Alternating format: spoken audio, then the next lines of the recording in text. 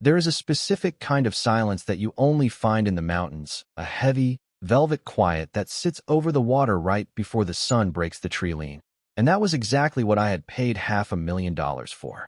I'm Elias Thorne, 48 years old, and after 2 decades of chasing shadow money and organized fraud for the federal government in D.C., all I wanted was to drink my coffee on my own damn dock in Cedar Cove, Oregon, and watch the mist roll off the water without worrying about who was embezzling what from whom.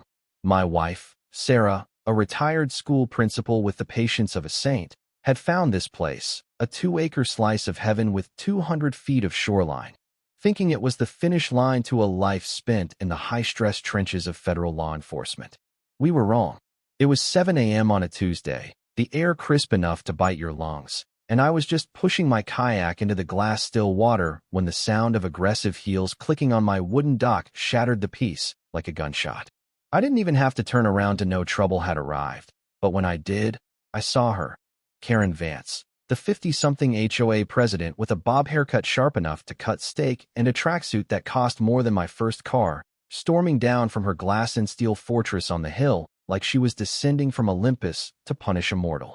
She was pointing a manicured finger at me, trembling with a rage that seemed completely disproportionate to the crime of paddling a boat, and screaming that I was violating community standards, that I had no authorization, no permit, no right to touch the lake that rippled literally 10 feet from my back porch.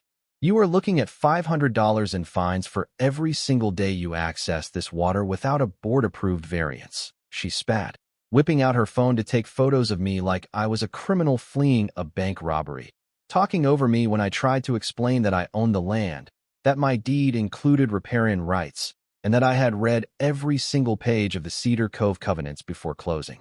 She just smirked, that tight, condescending smile of a petty tyrant who has never been told no, and informed me that the rules had changed, that I should have done my homework, and that ignorance of the law, her law, was no excuse. 3 days later, the certified letter hit my mailbox like a grenade, a formal demand for $15,000 in retroactive fines dating back to the day we moved in, claiming I had been illegally accessing community resources, causing Sarah to turn pale as she read the threat of immediate legal action and foreclosure if we didn't pay within 10 days. Now, most people would panic. They would write the check just to make the scary lady go away, or they would list the house and run. But Karen Vance had made a catastrophic error in judgment because she didn't know she was trying to shake down a man who had spent 15 years staring at spreadsheets looking for patterns in the chaotic finances of cartels and corrupt politicians. She saw a retiree in a flannel shirt. I saw a target. My instincts, sharpened by years of hunting white-collar predators, started screaming that something was rotten in Cedar Cove, so I started digging, pulling the public records on the emergency meeting where these new waterfront restrictions were allegedly passed, and what I found was so brazen it was almost impressive.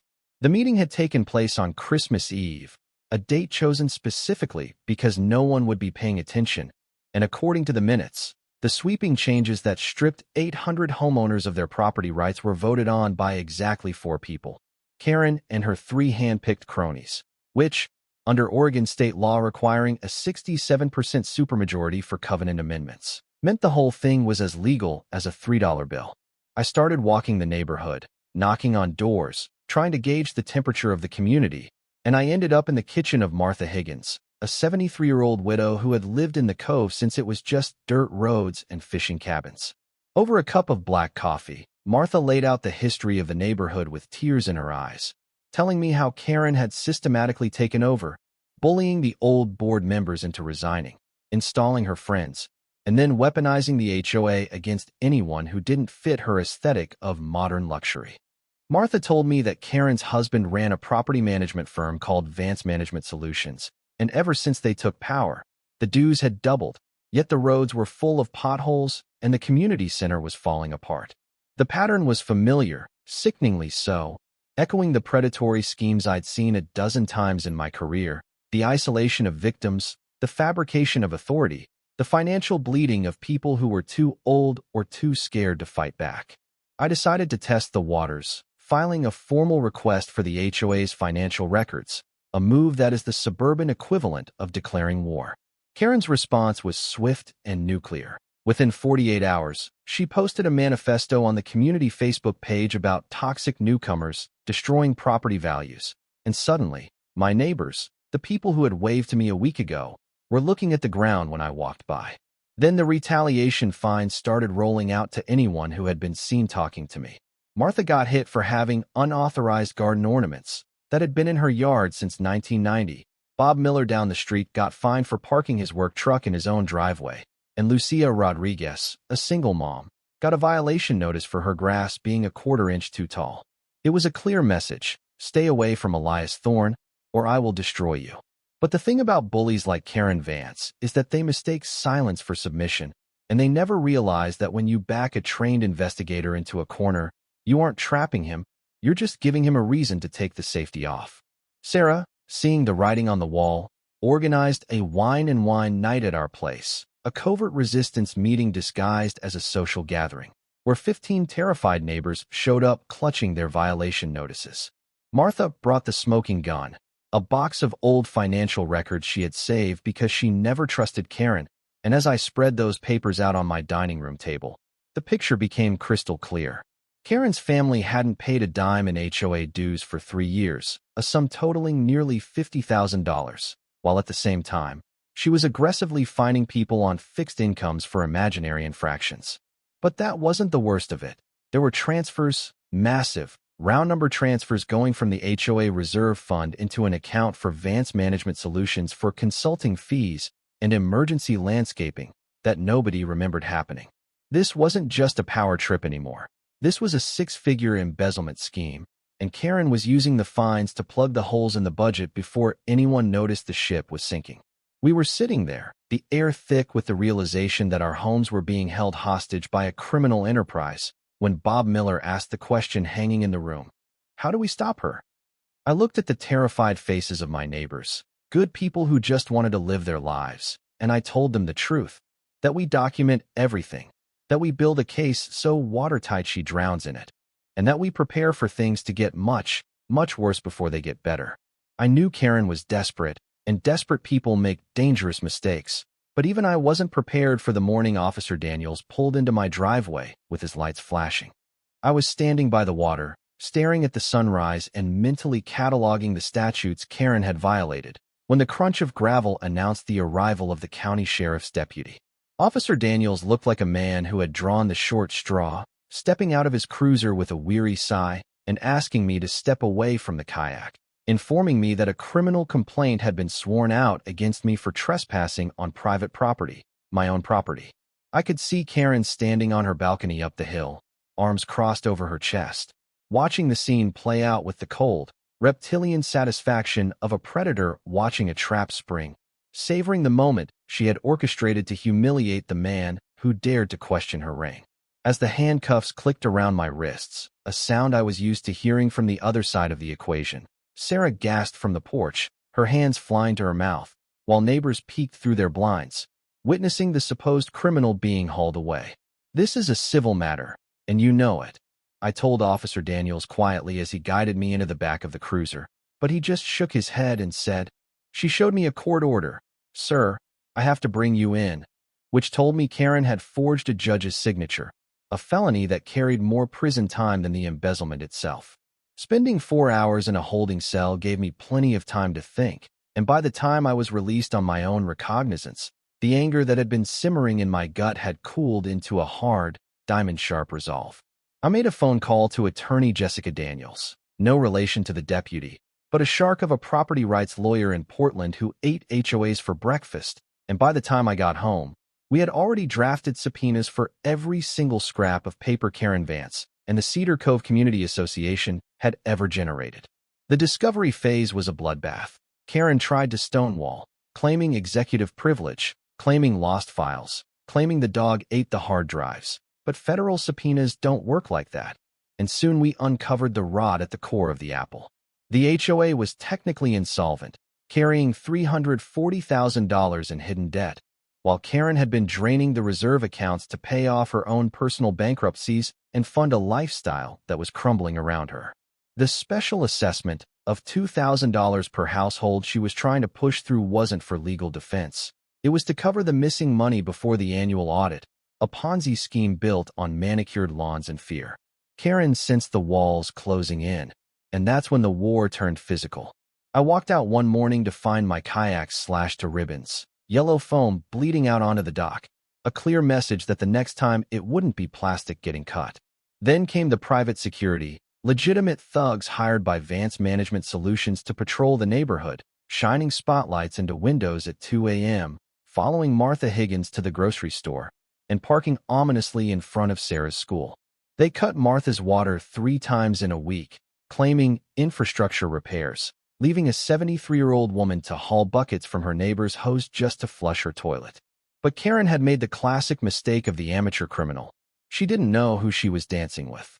While she was playing neighborhood dictator, I had reached out to my old colleagues at the Bureau, the guys in the Financial Crimes Division who live for tracking wire transfers across state lines. We found that Karen had been moving community funds into a shell company in Delaware, then bouncing it through crypto exchanges, which elevated her little kingdom of graft from a local dispute to federal wire fraud and money laundering. Every threat she mailed, every time she used the U.S. Postal Service to send a fraudulent fine or a fake legal notice, she was adding another count to her indictment under the mail fraud statute. We had audio of her threatening Bob Miller, video of her hired goons vandalizing property, and a paper trail that connected her directly to the theft of nearly $500,000 of her neighbor's money. Her high-priced lawyers, a firm from Seattle that charged by the minute, suddenly realized their client wasn't just difficult, she was radioactive. They dropped her like a hot rock when they saw the federal evidence piling up, leaving her scrambling to find a strip mall defense attorney who would take her case. But Karen, in her infinite delusion, thought she had one final card to play, a nuclear option to burn the evidence and cash out before the hammer fell. She called an emergency meeting on a Friday night, giving only 24 hours notice, with a motion to dissolve the HOA entirely and liquidate all common assets, including the park, the marina, and the conservation land, to a developer that we quickly traced back to her husband's shell company. She was going to sell our community out from under us for pennies on the dollar, pocket the cash, and flee to a non-extradition country before the feds could freeze her accounts. The night of the meeting, the Cedar Cove Community Center was packed beyond capacity, 400 angry, frightened residents standing shoulder to shoulder, the air electric with the kind of tension that usually precedes a riot. Karen sat at the head table, looking haggard, her perfect makeup failing to hide the terror in her eyes, flanked by her husband, who looked like he was about to vomit. She banged the gavel, screaming for order, trying to ram through the vote that would destroy our homes, dismissing every question, silencing every objection, acting like the queen of a crumbling castle. She pointed a shaking finger at the crowd, her voice shrill and breaking. "You people have no idea the legal jeopardy you are in. This dissolution is the only way to save you from the mess caused by troublemakers," she hissed, her eyes locking onto me where I stood in the back. "Especially you, Mr. Thorne. You're just a washed-up bureaucrat trying to play hero, and you have absolutely no authority here." The room went dead silent. It was the moment. I walked down the center aisle, the crowd parting like the Red Sea, my footsteps the only sound in the cavernous hall. I stopped 10 feet from her table, looked her dead in the eye, and smiled the saddest smile I had, because I knew I was about to end her life as she knew it. "You're right about one thing, Karen," I said, my voice steady, projecting to the back of the room without a microphone, the calm in the center of the storm. "I am a bureaucrat, but I'm not washed up, and I'm definitely not nobody." I reached into my jacket pocket, a movement I had practiced thousands of times, and pulled out the leather credential case that had been my constant companion for 2 decades. I flipped it open, and the gold badge of the Federal Bureau of Investigation caught the overhead fluorescent lights, flashing like a lightning strike in the crowded room.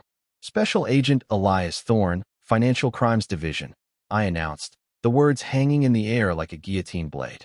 "Karen Vance, you are the subject of an active federal investigation into wire fraud, mail fraud, money laundering, and racketeering. The assets of Vance Management Solutions have been frozen as of an hour ago. Your passport has been flagged, and the U.S. Marshals are currently waiting by your car." The color drained from her face so fast it looked like her soul had left her body. She slumped back in her chair, her mouth opening and closing like a fish on a dock, as the realization of what she had done crashed down on her. The room exploded, not with violence, but with a roar of vindication, a tidal wave of applause and cheers from people who had been living under her boot for years. Martha Higgins was weeping openly, hugging Sarah, while Karen's husband put his head in his hands, knowing it was all over. Karen tried to stammer something about a misunderstanding, about administrative errors, but I just held up the thick file of evidence I had brought with me. We have the bank records, Karen. We have the emails. We have the fake invoices. It's over. 2 days later, she was arrested at the airport, trying to board a flight to the Cayman Islands with a suitcase full of cash. A final, desperate attempt to outrun the consequences of her own greed. She was indicted on 18 federal counts, facing a maximum of 200 years, and eventually took a plea deal for 4 years in federal prison, followed by complete restitution. We recovered almost every cent, seizing her lake house, her cars, and her hidden accounts to pay back the community she had robbed. The transformation of Cedar Cove was like watching a flower bloom after a long, dark winter. Martha Higgins took over as the interim president, rewriting the bylaws to ensure total transparency, while the money we recovered from Karen's fines was used to set up a college scholarship fund for local kids and to repair the damage she had done to the community center. Sarah and I finally got our quiet mornings on the lake, the coffee tasting sweeter knowing that the only thing rippling the water was the wind, not the toxic ambition of a petty tyrant. But as I sit here now, watching the sun dip below the pines, I can't help but wonder about the nature of power and how easily it corrupts when good people look the other way. We won, yes, and justice was served with a heavy hand. But how many Cedar Coves are out there right now, ruled by little dictators who think the law doesn't apply to them? It begs the question, how much authority should we really give to a homeowners association? And at what point does protecting property values become a license to destroy lives? Is it right that a volunteer board can hold the power to foreclose on your home? Or have we created a system that attracts exactly the wrong kind of people to power? Let me know what you think in the comments. Have you ever had a run-in with a Karen Vance? Because if this story taught me anything, it's that the only thing necessary for the triumph of evil is for good neighbors to stay silent. Don't stay silent. Stay vigilant. And never, ever let them take your peace. Like and subscribe for more stories from the files. Elias out.